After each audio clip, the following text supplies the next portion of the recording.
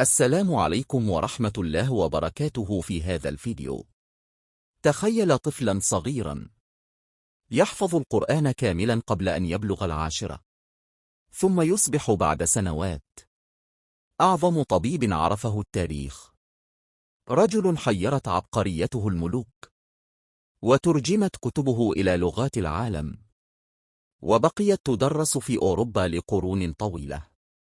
لكن كيف استطاع شاب من قرية بسيطة أن يتحول إلى أسطورة اسمها ابن سينا؟ وما السر الذي جعل العالم يلقبه بأمير الأطباء؟ هذه ليست مجرد قصة عالم، بل رحلة عقل سبق زمانه ب1000 سنة.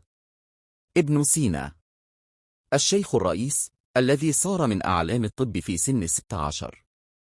انقر هنا للمشاركة على وسائل التواصل الاجتماعي. شارك. أبو علي الحسين ابن سينا، عالم وطبيب وفيلسوف مسلم، يعد أحد أهم المفكرين الموسوعيين في العصور الوسطى والمرجع الأساسي للكثير من العلوم لعدة قرون.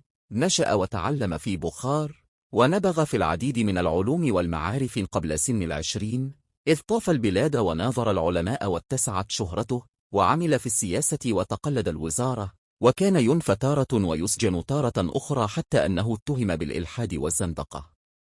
ترك تراثا ضخما من المؤلفات المحفوظة في مكتبات الشرق والغرب، جزء منها طبع وبعضه لا يزال مخطوطا، وكثير منها اختفى بلا أثر، وبعضها ترجم إلى اللاتينية في أيامه، وللفرنسية والصينية والأيرلندية حديثا، بالإضافة إلى لغات أخرى.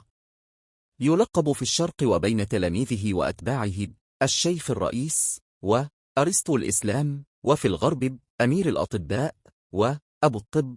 وصفه المؤرخون بأنه كان يمتلك عقلا نبيها وفطنا كالأديب يوهان غوت، ويتسم بعبقرية وإبداع الفنان ليوناردو دافنشي، وساهم بكفاءته وعلمه النابغ في نهضة الحضارة الإسلامية وتقدمها وارتقائها، وقدم إنتاجا علميا لا يزال العالم يعتمد عليه حتى اليوم. رسم تعبيري عن لقاء ابن سينا بحاكم أصفهان غيتي. المولد والنشأة.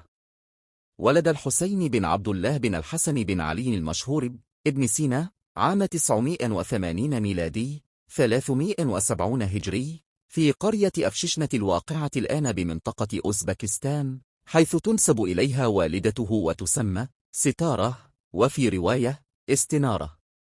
أما والده فكان من بلخ في أفغانستان، ثم انتقل إلى بخارى وتولى العمل بإحدى قراها ويقال لها خرميثا، ثم عمل محاسبا في جمع الضرائب بالمدينة التي استقر فيها مع أسرته عام 985 ميلادي 375 هجري، وكان حينئذ في 5 من عمره. نشأ الصبي الحسين في أسرة علم كان بيتها ملتقى لرجال العلم المشهورين وذات مركز سياسي في البلاط الساماني زمن نوح بن منصور الملقب أمير خراسان، لكن هوى نجمها لما مات الأمير عام 997 ميلادي 387 هجري.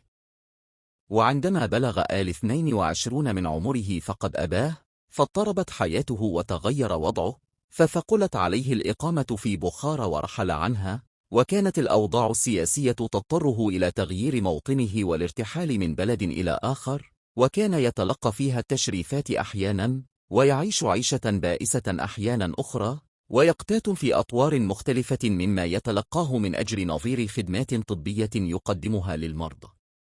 شخص ابن سينا كما روي عنه. يحكى عنه أنه كان يحب الأنس والأطعمة الفاخرة، فكان كل ليلة بعد نهاية الدرس يستقدم العازفين ويمد الموائد الممتعة، ويقضي كذلك طرفا من الليل مع تلاميذه وأحبابه، إذ أبان شعره أنه لم يكن من الزهاد. اختلف الباحثون في عقيدته، بين من قال إنه مسلم مخلص في إسلامه، ومن اتهمه بالكفر والزندقة، فكان يرد على الذين اتهموه في دينه: إن تكفير مثلي ليس بالأمر الهين، ولا يوجد إيمان أقوى من إيماني، أنا وحيد دهري وأكون كافرا، إذن لا يوجد في العالم كله مسلم واحد. أثبتت الرسومات الشارحة التي حفلت بها مخطوطاته أنه كان رساما موهوبا، كما كان أديبا وشاعرا وموسيقيا يحسن العزف على العود، وعني بالموسيقى سماعا ودراسة نظرية. ونسب إليه علي واجد خان اختراع آلة الطنبور في كتابه مطلع العلوم، وهناك من نسب إليه اختراع العود.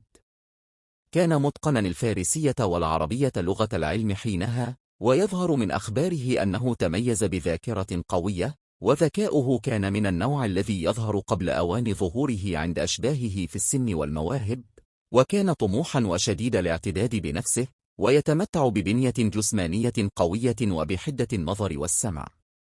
وحفظ ابن سينا سيرته في مرحلة ما من سنوات عمره الأخيرة، حيث أملاها على تلميذه أبو عبد الله الجوزجاني الذي لازمه أكثر من 25 سنة.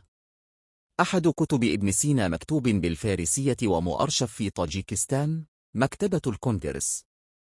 التكوين العلمي. كان ابن سينا منذ الصغر شغوفا بالعلم والمعرفة، وقد أظهر نبوغا مبكرا تفوق به على أقرانه، ويقول عن علوم نشأته الأولى: لقد أحضر والدنا لي ولأخي الوحيد معلما للقرآن وآخر للآداب، ولقد استطعت أن آتي على القرآن حفظا، وتعلمت الكثير من نصوص الأدب وأنا لم أكمل 10 من عمري بعد. وهذا ما أثار إعجاب المعلمين بصورة كبيرة، حتى أن معلمه امتحنه أمام والده في حفظه، ففاجأه بأنه حفظ أيضا 1000 بيت من الشعر و20 رسالة من رسائل الحكماء، الأطباء، والعلماء.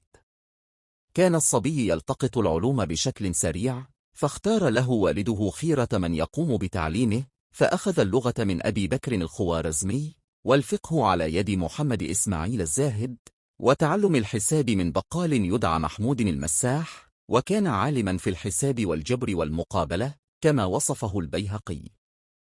بعد ذلك أتى إلى بخارى رجل اسمه أبو عبد الله الناتلي، كان يدعى المتفلسف، فقرأ عليه كتابي إيساغوجي في علم المنطق والمجسطي في علم الهيئة والجغرافيا، وتعلم منه مطلع كتاب العناصر في علم الهندسة، ثم تولى بنفسه حل بقيته، ولما سبق معلمه وفاقه علما فارقه ونصح والده بألا يشغله بغير العلم.